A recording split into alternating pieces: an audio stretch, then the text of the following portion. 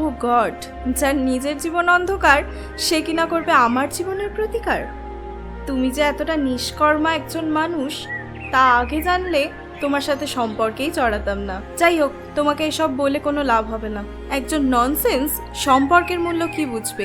Anyway, এই নাও আমার বিয়ের কার্ড। আগামী মাসে আমার বিয়ে, এসো কিন্তু। ও, তোমার তাহলে বিয়েও ঠিক হয়ে গেছে? হ্যাঁ, ঠিক হয়ে গেছে। আফটার অল আমাকে নিয়ে আমার ফ্যামিলির একটা চিন্তা আছে। তোমার মতো অপদার্থের কথা তো আর তাদের কাছে বলতে পারি না। আমার হবু বর একজন পুলিশ অফিসার। ওকে, বাই, ভালো থেকো।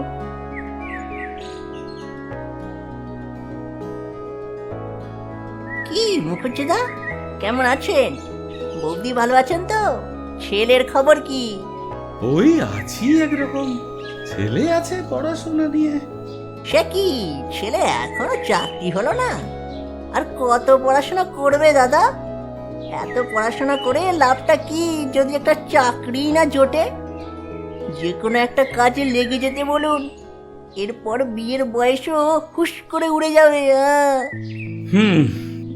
আসি এখন। খুব গর্ব ছিল ছেলেকে নিয়ে, গেল তো গর্ব খর্ব হয়ে। যত সব ঢং। ও কার্তিক দা, কি এত নিজের মনে বিড়বিড় করছো?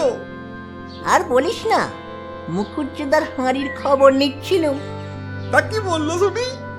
বলবে আর কি, বলার মুখ আছে নাকি? ছেলের কথা জিজ্ঞেস করতেই চোখের মুখে পড়লো নুন। এই যা, ভুলেই গেছি, গিন্নি বলেছিল নিয়ে যেতে টাটকা দেখে বেগুন।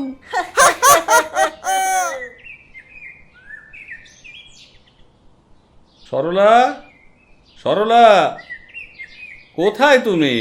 বাজারের ব্যাগটা ধরো। হ্যাঁ, শুনতে পেয়েছি, যাই। কই দাও ব্যাগটা। সরলা, আমাকে এক গ্লাস জল দাও তো। জল নিয়ে এসে এখানে একটু বসো।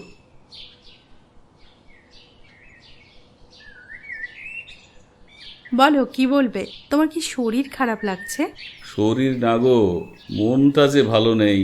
ছেলেটার জন্য চিন্তা করে করে আমি মনে হয় চিরতরে চলে যাব। ও কি একটু আমাদের কথা ভাবে?